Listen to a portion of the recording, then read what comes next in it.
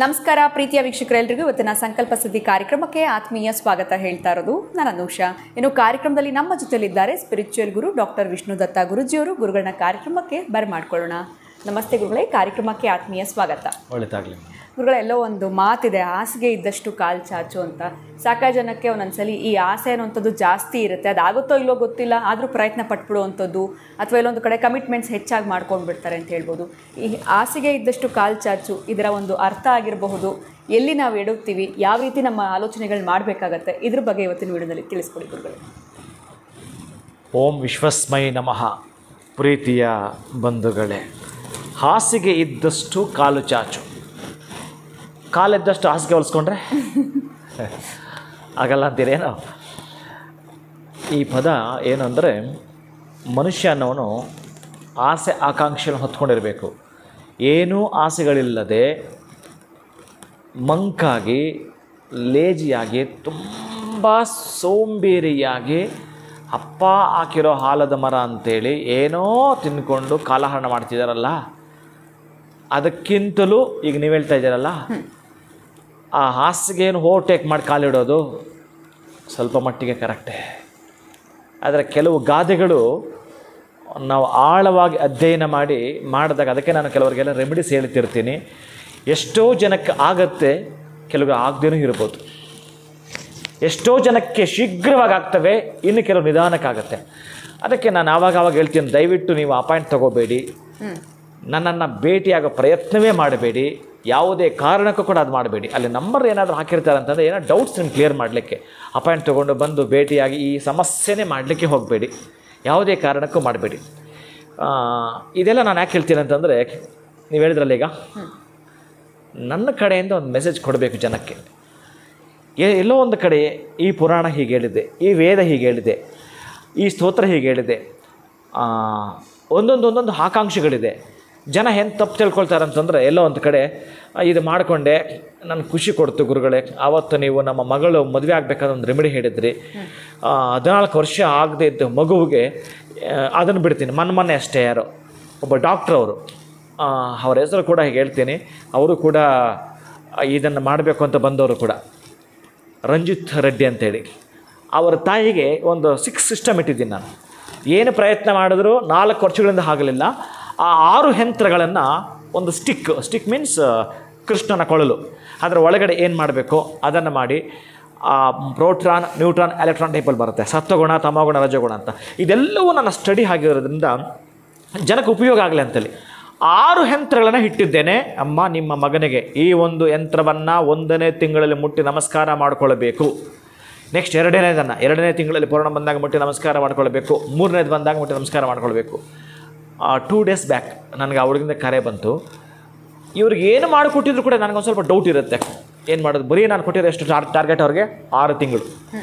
6 ತಿಂಗಳ ಒಳಗಡೆ ಪಾಪ ಈಗಾಗ 4 ವರ್ಷದಿಂದ ಆಗ್ತಾ ಇಲ್ವಲ್ಲ, 4 ವರ್ಷಗಳಿಂದ ಹುಡುಕಾಟ ಮಾಡ್ತಿದ್ದಾರೆ. ಬಟ್ ಈಗ ನಾನು ಈ ಅಭಿಮಂತ್ರಿತ ಮಾಡಿರ್ತಕ್ಕಂಥ 6 ತಿಂಗಳು ಆಗಲಿಲ್ಲ ಅಂದರೆ ಅವ್ರಿಗೂ ಎಷ್ಟು ಭಯ ಇರುತ್ತೋ ನನಗೂ ಅಷ್ಟು ನೋವಿರುತ್ತೆ. ಆಗ್ಲಿಂದ ಏನು ಮಾಡೋದು? ಅದಕ್ಕೆ ಪ್ರತಿನಿತ್ಯ ಅವ್ರಿಗೆ ನಾನೇನೋ ಹೇಳಿಬಿಟ್ಟಿದ್ದೀನಿ, ಅವ್ರಿಗೆ ಮಾತು ಕೊಟ್ಬಿಟ್ಟಿದ್ದೀನಿ ಅಂತೇಳಿ ನಾನಿಲ್ಲ ಅಪ್ಲಿಕೇಶನ್ ಹಾಕ್ತೀನಲ್ಲ, ಅದೆಲ್ಲವೂ ಕೂಡ ಸೇರಿಸ್ತಿರ್ತೀನಿ ಅವ್ರಿಗೆ. ನಾನು ಏನಾದರೂ ಮಾತು ಕೊಟ್ಟರೆ ಎಷ್ಟು ಪೈನ್ ಇರುತ್ತೆ ನನಗೆ ಆ ತರಹದ್ದು ಮಾಡಿದಾಗ. ಈಗ ಹಾಸಿಗೆ ಇದ್ದಷ್ಟು ಕಾಲು ಚಾಚು ಅನ್ನೋದರ ಅರ್ಥಗಳು ಎಲ್ಲಿಗೆಲ್ಲಿ ಕೊರುತ್ತೆ ಅಂತಂದರೆ, ಆಸೆಗಳನ್ನ ಇಟ್ಕೊಳ್ತಕ್ಕದ್ದು ಕರೆಕ್ಟೇ, ಆದರೆ ವಿಪರೀತವಾಗಿ ಈ ಕಡೆ 6 ಕತ್ತಲಿಲ್ಲ 3 ಇಳಿಲಿಲ್ಲ ಅಂತಕ್ಕಂಥದ್ದು ಇದೆಯಲ್ಲ, ಅಲ್ಲೆಲ್ಲೋ ಸಿಕ್ಕಾಕೊಳ್ತಕ್ಕದ್ದು, ತ್ರಿಶಂಕು ಸ್ಥಿತಿ ತಲುಪ್ತಕ್ಕಂಥದ್ದು ಅಲ್ಲ. ಈಗ ಆ ಹುಡುಗನು 2 ಡೇಸ್ ಬ್ಯಾಕ್ ಕಾಲ್ ಮಾಡಿ ಮದುವೆ ಸೆಟ್ ಆಗಿದೆ, ಎಂಗೇಜ್ಮೆಂಟ್ ಕೂಡ ಆಗ್ತಾ ಇದೆ.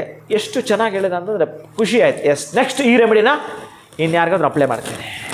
ಇದನ್ನು ಮಾಡಿದ್ದು ಕೂಡ ಎಲ್ಲಿ ಅಂತಂದರೆ, ತಮಿಳ್ನಾಡಲ್ಲಿ ಒಂದು ಹೆಣ್ಣು ಮಗುವಿಗೆ ಕೆಲವು ವರ್ಷಗಳಾಗದಿದ್ದಾಗ ಮಾಡಿದ್ದು ರೆಮಿಡಿ. ಇದು ಪಾಸ್ ಆಗಿತ್ತು ಅವರಿಗೆ. ಅದಕ್ಕಾಗಿ ನಾನು ಈ ಡಾಕ್ಟ್ರಿಗೆ ಈ ರೆಮಿಡಿ ಕೊಡಬೇಕಾಯಿತು, ಸಕ್ಸಸ್ ಆಗಿದೆ. ಇದನ್ನು ನಾನು ಯಾರಿಗಾದ್ರೂ ಮೊದಲು ಕೊಟ್ಟಿರ್ತೀನಿ, ಅವರಿಗೆ ನಾನು ಹೇಳ್ತೀನಿ ಉಪಯೋಗ ಆಗಲಿ ಅಂತ. ನೀವು ಅಪಾಯಿಂಟ್ ತೊಗೊಂಬಿಡಿ, ನನ್ನ ಹತ್ರ ಬಂದುಬಿಡಿ, ನನಗೆ ಅಷ್ಟು ಕೊಟ್ಟುಬಿಡಿ, ನನಗೆ ಆ ಋಣಗಳು ದಯವಿಟ್ಟು ಬೇಡ. ಆಮೇಲೆ ಏನು ಮಾಡಿದ್ರು ಆಗ್ತಾ ಇಲ್ಲ ಗುರುಗಳೇ ಅನ್ನಲಿಕ್ಕೆ ತುಂಬ ನಿಮಗೆ ಖುಷಿ ಇದ್ದರೆ, ಸಂತೋಷ ಇದ್ದರೆ ಮಾತ್ರನೇ ನೀವೆಲ್ಲೋ ಒಂದು ಕಡೆ ಮಾತಾಡಬೇಕು ಅನಿಸಿದ್ರಲ್ಲ, ಅಪಾಯಿಂಟ್ ಅಲ್ಲ, ನಾನು ಫೋನಲ್ಲಿ ಬೇಕಾದ್ರೆ ಮಾತಾಡ್ತೀನಿ. ಆದರೆ ಮೇಜರ್ ಏನು ಅಂದರೆ, ಇಲ್ಲಿ ತಲೆನೋವು ಎಲ್ಲೋ ಒಂದು ಕಡೆ ಇರ್ತಾರೆ. ಎಲ್ಲ ತರಹದ ಜನ ಇದ್ದಾರೆ ಈ ಸಮಾಜದಲ್ಲಿ. ಈಗ ಯಾರೋ ನೀವು ಹೇಳಿದ ರೆಮಿಡಿ ಮಾಡಿಕೊಂಡೆ ಗುರುಗಳೇ, ಅದು ಆಗಲಿಲ್ಲ, ನನಗೆ ಬೇಸರ ಆಯಿತು ಹಾಗೆ ಅಂತೇಳಿ. ಅದೇ ರೆಮಿಡಿನ ಅವ್ರು ಎಲ್ಲಿರೋದು ಅಂತ ಕೇಳಿದೆ ಅವ್ರಿಗೆ ನಾನು, ಎಲ್ಲೋ ಹೊಸಕೋಟೆ ನಿಯರ್ ಅಂತ. ನನಗೆ ತಕ್ಷಣ ಫ್ಲ್ಯಾಶ್ ಆಗಿಬಿಡ್ತು. ಒಂದು ವಾರಗಳ ಹಿಂದೆ ನಾನು ಅಲ್ಲಿ ಹೋಗಬೇಕಾದ್ರೆ ನನಗೆ ಆ ಊರಿನ ಒಬ್ರು ಗುರುತು ಹಿಡಿದು, ಸ್ವಾಮೀಜಿ ನೀವು ಯೂಟ್ಯೂಬಲ್ಲಿ ಹೇಳಿದ್ದು ರೆಮಿಡಿ ಮಾಡಿಕೊಂಡು ನಾನು ಧನ್ಯಳಾಗಿದ್ದೀನಿ, ನಮ್ಮ ಜಮೀನು ಪಡ್ಕೊಂಡೇನ ಅಂತ ಖುಷಿ ಆಯಿತು.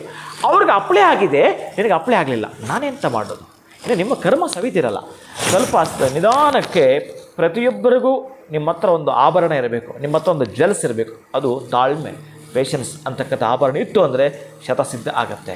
ಆದರೆ ನೀವು ಹೇಳ್ತಾ ಇರ್ತಕ್ಕಂಥ ಹಾಸಿಗೆ ಇದ್ದಷ್ಟು ಕಾಲು ಚಾಚು ಅನ್ನೋದರ ಅರ್ಥ, ಅದರ ಪರಿಧಿ, ಅದರ ಪರಿಮಿತಿ ಏನಿದೆಯೋ ಅದು ಪ್ರತಿಯೊಬ್ಬರು ಕೂಡ ಅಪ್ಲೈ ಆಗ್ತಕ್ಕಂಥದ್ದು. ಅವರ ಯೋಗಗಳು, ಅವರು ಏನು ಓದಿದ್ದಾನೆ, ಅವನ ಆಸೆ ಏನಿದೆ, ಅವನ ಆಕಾಂಕ್ಷೆ ಏನಿದೆ, ಇದೆಲ್ಲವೂ ಕೂಡ ಅವರಿಗೆ ಸಂಬಂಧಪಡುವಂಥದ್ದು ಅರ್ಥ ಆಗುತ್ತೆ.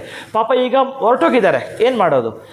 ಮನೆ ಕಳ್ಕೊಂಡಿದ್ದಾರೆ, ಜಮೀನು ಕಳ್ಕೊಂಡಿದ್ದಾರೆ, ಅವರ ಗ್ರಾಮ, ಅವರ ರಾಜ್ಯ ತೊರೆದುಬಿಟ್ಟು ಎಲ್ಲೋ ಬೇರೆ ಕಡೆ ಹೋಗ್ಬಿಟ್ಟಿದ್ದಾರೆ. ಅಷ್ಟೆಲ್ಲ ತಾಪತ್ರಗಳು ಮಾಡ್ಕೊಂಡು ಬಿಟ್ಟಿರ್ತಾರೆ. ಅಂಥವರು ಪ್ರತಿನಿತ್ಯವೂ ಕೂಡ ಬೆಳಗ್ಗೆ ಸಾಯಂಕಾಲ ಪಾರ್ವತಿ ದೇವಸ್ಥಾನ ಸಾಯಂಕಾಲ, ಪದ್ಮಾವತಿ ದೇವಸ್ಥಾನ ಬೆಳಗ್ಗೆ. ಪದ್ಮಾವತಿ ದೇವಸ್ಥಾನ ಅಂತಂದರೆ ಮಹಾಲಕ್ಷ್ಮಿ ಕೂಡ ಆಗ್ಬೋದು. ಈ ಥರ ನೀವು ಹೇಳಿದ್ರಲ್ಲ, ಆ ಹಾಸಿಗೆ ಇದ್ದಷ್ಟು ಕಾಲ ಚಾಚು ಅಲ್ಲ, ಪಾಪ ಉದ್ದ ಮಾಡೋಕ್ಕೆ ಹೋಗಿ ಆಸೆಗಳು ಜಾಸ್ತಿ ಮಾಡಿಕೊಂಡು ಪ್ರಪಾತಕ್ಕೆ ಬಿದ್ದೋಗಿರ್ತಕ್ಕಂದ್ರೆ ನಾನು ಈ ರೆಮಿಡಿ ಹೇಳ್ತಾ ಇದ್ದೀನಿ. ಪ್ರಾತಃ ಕಾಲದಲ್ಲಿ ಅಂದರೆ ಪದ್ಮಾವತಿ ದೇವಸ್ಥಾನ, ಪದ್ಮಾವತಿ ಅಂತಂದರೆ ಮಹಾಲಕ್ಷ್ಮಿ ಕೂಡ, ಅಂಥ ಲಕ್ಷ್ಮೀ ದೇವಸ್ಥಾನದಲ್ಲಿ ಕುಂಕುಮಾರ್ಚನೆಯನ್ನು ಮತ್ತು ಸಾಯಂಕಾಲ ನೀವು ಮಾಡ್ತಕ್ಕಂಥದ್ದು ಏನಿದೆಯೋ ಪಾರ್ವತಿ ದೇಗುಲದಲ್ಲಿ ಕುಂಕುಮಾರ್ಚನೆಯನ್ನು ಮಾಡಿಸ್ತಕ್ಕಂತಹದ್ದು. ಎರಡೂ ಕುಂಕುಮವನ್ನು ಮಿಶ್ರಣ ಮಾಡ್ತಕ್ಕಂಥದ್ದು. ಈಗ ಅವ್ರು ಎಲ್ಲಿ ವಾಸ ಮಾಡ್ತಿರ್ತಾರೋ ಅಲ್ಲಿ ಉತ್ತರದ ಗೋಡೆಗೆ ಆ ಕುಂಕುಮವನ್ನು ಹಾಲಲ್ಲಿ ಕಲಿಸ್ಬಿಟ್ಟು ಓಂ ಶ್ರೀ ಸ್ವಸ್ತಿಕ್, ಓಂ ಶ್ರೀ ಸ್ವಸ್ತಿಕ್ ಈ ಚಿಹ್ನೆಯನ್ನು ಬರೆದು ಬಿಡೋದು. ಹಾಗೇ ಅಲ್ಲಿಂದ ಪ್ರತಿನಿತ್ಯ ಬೆಳಿಗ್ಗೆ ಸಾಯಂಕಾಲ ಯಾವಾಗ ಅವ್ರಿಗೆ ಅನುಕೂಲ ಆಗುತ್ತೋ ಆ ಅನುಕೂಲದ ದಿನಗಳಲ್ಲಿ ಆ ಪದ್ಮಾವತಿಯ ದೇಗುಲದ ಅರ್ಚನೆಯೋ ಪಾರ್ವತಿ ದೇವಿಯ ಸಾಯಂಕಾಲದ ಅರ್ಚನೆಯೋ ನಿಮ್ಮನ್ನು ಕೈ ಹಿಡಿದು ಬಿಡುತ್ತೆ. ನೀವು ಮಾಡಿದ್ದ ಪಾಪ ಪ್ರಾಯಶ್ಚಿತ್ತ ನಿಮಗೆ ಗೊತ್ತಾಗಿ ನಾನು ತಪ್ಪು ಮಾಡಿಬಿಟ್ಟಿದ್ದೆ, ನನ್ನ ಕ್ಷಮಿಸಿಬಿಡು ಅಂತ ಆ ಅಮ್ಮನ ಬಳಿ ಹೇಳ್ಕೊಳ್ಳಿ. ನಿಮ್ಮ ಪರವಾಗಿ ನಾನು ಒಂದು ಅಪ್ಲಿಕೇಶನ್ ಹಾಕ್ತೇನೆ. ಅಂತಹ ತೊಂದರೆ ಯಾರೋ ಸಿಲುಕಾಕೊಂಡಿದ್ರು ಕೂಡ ನೀವು ಆಸೆ ಇಟ್ಕೊಳ್ಳೋದು ಒಳ್ಳೆಯದೇ. ಎಲ್ಲೋ ಒಂದು ಕಡೆ ಯಾರೋ ಮಾತು ಕೇಳಿ ದುರಾಸೆಗೆ ಬಿದ್ದು ಅದು ನಿರಾಸೆಯಾಗಿದ್ದಾಗ ಬಹಳ ಪೇಚಾಟಕ್ಕೆ ಸಿಲುಕೊಂಡಿದ್ದರೆ ಬಹುಶಃ ಅಲ್ಲೂ ಕೂಡ ನಿಮಗೂ ಕೂಡ ಅದು ಆಗಬಾರ್ದಾಗಿತ್ತು, ಆಗಿದೆ. ನೀವು ಅಂಥವರಲ್ಲ ಅನ್ನೋರಾದರೆ, ನೀವು ಅಂತಹ ದುಷ್ಟ ಬುದ್ಧಿನೇ ಇರೋದಾದರೆ ಆ ತಾಯಿ ಕೂಡ ಕಷ್ಟ ಆಗ್ತಕ್ಕಂಥದ್ದು. ಅದಕ್ಕಾಗಿ ಒಳ್ಳೆಯ ಬುದ್ಧಿಯನ್ನು ಇಟ್ಕೊಳ್ತಾ ಪ್ರಾಣ ಸೇವೆಯನ್ನು ಮಾಡ್ತೀನಿ, ಕಷ್ಟದಲ್ಲಿರ್ತಕ್ಕಂಥವ್ರಿಗೆ ಸೇವೆ ಮಾಡ್ತೀನಿ, ನನ್ನ ಕೈಲಿ ಆದಷ್ಟು ನಾನೊಂದು ಸಮಾಜ ಸೇವೆ ಮಾಡ್ತೀನಿ ಅನ್ನೋರಿಗೆ ಆ ಪದ್ಮಾವತಿ ಆ್ಯಂಡ್ ಪಾರ್ವತಿ ಇಬ್ಬರು ಕೂಡ ಕೈ ಹಿಡೀಲಿ. ಖಂಡಿತ ಗುರುಗಳೇ, ಪದ್ಮಾವತಿ ಹಾಗೆ ಪಾರ್ವತಿ ಯಾವ ರೀತಿ ಕೈ ಹಿಡಿತಾಳೆ, ಜೊತೆಗೆ ಆ ಆಸೆ ಅನ್ನುವಂಥದ್ದು ತಪ್ಪಲ್ಲ, ಜೀವನದಲ್ಲಿ ತಾಳ್ಮೆ ಅನ್ನುವಂಥದ್ದು ಕೂಡ ಬಹಳನೇ ಮುಖ್ಯವಾಗಿರುವಂಥದ್ದು ತಿಳಿಸ್ಕೊಟ್ರಿ. ಇನ್ನು ಹಾಸಿಗೆ ಇದ್ದಷ್ಟು ಕಾಲ್ ಚಾಚಿನ ಅರ್ಥ, ಜೊತೆಗೆ ಈ ಒಂದು ಸಮಸ್ಯೆಯಲ್ಲಿ ಸಿಗಾಕೊಂಡಾಗ ಏನು ಮಾಡಬೇಕು ಅನ್ನೋದ್ರ ಬಗ್ಗೆ ಕೂಡ ತಿಳಿಸ್ಕೊಟ್ಟಿದ್ದೀರಾ ವಿಡಿಯೋನಲ್ಲಿ. ಬಹಳ ಧನ್ಯವಾದಗಳು. ನಮಸ್ಕಾರ ಗುರುಗಳೇ. ಹರೇ ಶ್ರೀನಿವಾಸ. ನೀವು ಕೂಡ ಈ ಒಂದು ಪ್ರಾಬ್ಲಮ್ನಲ್ಲಿ ಸಿಗಾಕೊಂಡಿದ್ದೀವಿ, ಎಲ್ಲೋ ಒಂದು ಕಡೆ ತುಂಬಾ ಆಸೆ ಇತ್ತು, ಕನಸುಗಳಿತ್ತು, ಎಲ್ಲ ಕೂಡ ಕೈ ಮೀರಿ ಹೋಗಿದೆ. ಏನು ಮಾಡಬೇಕು ಅಂತಂದರೆ ಪಾರ್ವತಿ ಪದ್ಮಾವತಿಯ ಒಂದು ಸರಳವಾಗಿರುವಂಥ ರೆಮಿಡಿನ ಗುರುಗಳು ತಿಳಿಸ್ಕೊಟ್ಟಿದ್ದಾರೆ. ಇವತ್ತಿನ ವಿಡಿಯೋ ತಮ್ಮೆಲ್ಲರಿಗೂ ಇಷ್ಟ ಆಗಿದೆ ಅಂತ ಭಾವಿಸ್ತಾ ಮತ್ತೊಂದು ಹೊಸ ವಿಡಿಯೋನಲ್ಲಿ ತಮ್ಮನ್ನು ಭೇಟಿ ಮಾಡ್ತೀನಿ. ನಮಸ್ಕಾರ.